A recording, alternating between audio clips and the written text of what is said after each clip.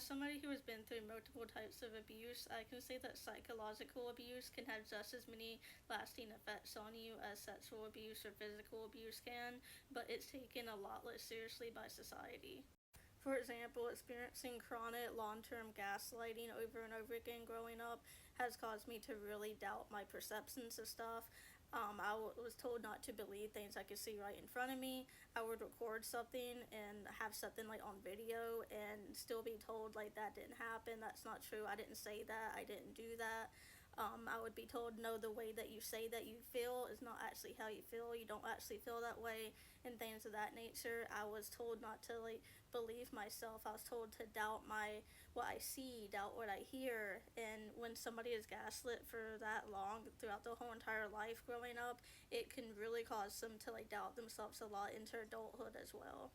If every time you try to have a conversation with family members, you are shamed and made to believe that everything that you're saying is your fault, that can really damage your self esteem and damage how you view yourself. Whenever I've asked my family members for basic things like basic human respect or empathy, they've made me out to be crazy, as if those are not normal things for family members to be providing somebody. They would act like there was like something wrong with me for wanting any type of emotional support, and that say that they can't provide that, but then also act like they're like really empathetic, good people when they act like I'm crazy for wanting basic human empathy or basic respect. It's also impossible for there to be sexual abuse or physical abuse without there also being psychological abuse. And in some ways, the psychological element of the other types of abuse is almost worse in some ways because it really fucks with the way that you think.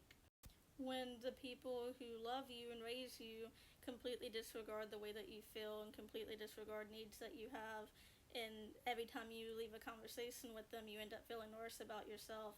When somebody has that kind of experience, it can make it really hard for them to trust other people and can make it really hard for them to trust themselves because then they start feeling like something's wrong with them, because if that's how the family members are treating them, then why would they think that anybody else should be any different?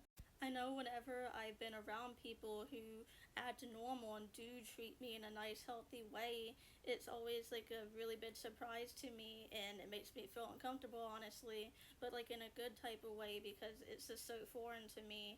And I've been told growing up that no, there's nothing dysfunctional or nothing abnormal about our family. This is a normal family. This is how all families are. In fact, you have it good. You have a better family than most people have. And then I'm around other people and I see how other people treat me and see that they treat me a lot better and that things are a lot healthier, and it really makes me realize that no, there is something wrong with how the other people treated me growing up, and it's very confusing but very eye opening. So yeah, all in all, I just want to say that psychological abuse can be just as damaging as any other type of abuse. Neglect can be just as damaging as any other type of abuse. And that's not to downplay physical abuse or sexual abuse, those are very bad as well, but psychological abuse can be just as damaging as the other types can be.